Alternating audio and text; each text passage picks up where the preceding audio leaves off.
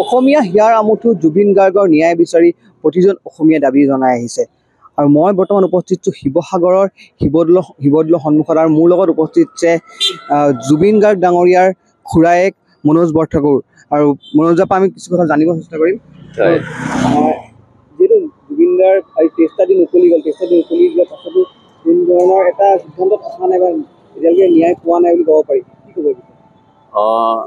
23টা দিন হৈছে। ন্যায় প্ৰক্ৰিয়াটো এইটো অকণমান অতি খৰতকীয়াভাৱে কৰিবলৈ গ'লেও খেলিমেলি হ'ব। গতিকে এটা নিৰ্দিষ্ট প্ৰক্ৰিয়া আছে। ন্যায়ালয়ত যিহেতুকে বস্তুটো যাবৰ হৈছে, এটা এতিয়া ইনভেষ্টিগেশ্যন পৰ্যায়ত আছে। ইনভেষ্টিগেশ্যনৰ কাৰণে সামূহিক যিখিনি কাম কৰিব লাগে সেইখিনি কৰিবই লাগিব।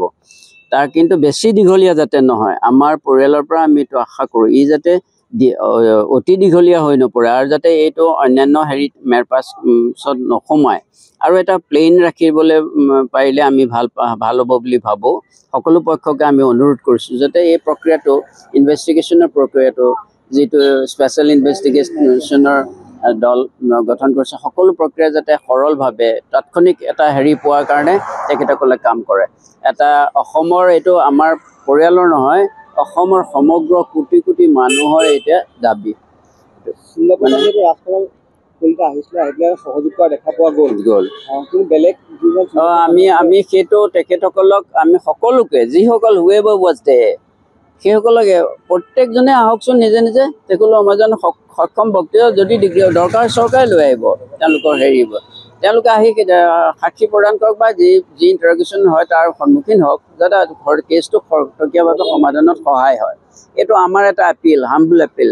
সকলোকে গৈ পুলিচ চামন দি পেলাই আনিব নালাগে। এইটো এটা সাময়িক স্বাৰ্থৰ কাৰণে এইকণ ত্যাগ কৰক তেখেতসকলে, তেতিয়া গোটেই কথাটো সৰল হৈ পৰিব, সহজ হৈ পৰিব। আৰু মুখ্যমন্ত্ৰী কোৱা লাগিছে 3 মাহ লাগিব বুলি কৈছে সম্পূৰ্ণ প্ৰক্ৰিয়াটো।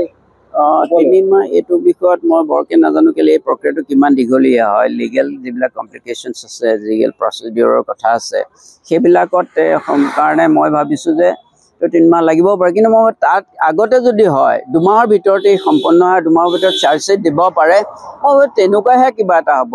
মেক্সিমাম টাইম এটা ধৰা হৈছে 3 মাহ, 2 মাহৰ ভিতৰতো কৰিব পাৰে, 2 মাহ বা তেনেকুৱা ধৰণৰ। দেখা পোৱা গৈছে সামাজিক মাধ্যমত ৰাজনীতি কৰা দেখা পোৱা গৈছে, ইজনে এজনে বোকা ছটিওৱা দেখা পোৱা গৈছে।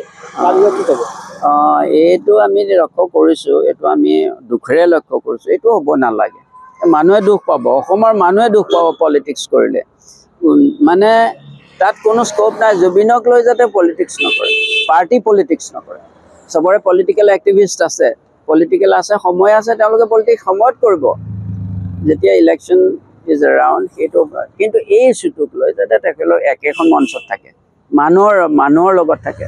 জুবিনে মানুহৰ লগত আছিলে আৰু সিও বেয়া পাব তাৰ সকলো কথা দিশে নিশ্চয় সি দূৰৰ পৰাই নিৰীক্ষণ কৰি থাকিব। অসমৰ মানুহ ভাগ হৈ গ'লে বেয়া পাব, যাৰ কাৰণে সি জীৱনটো দি গ'ল।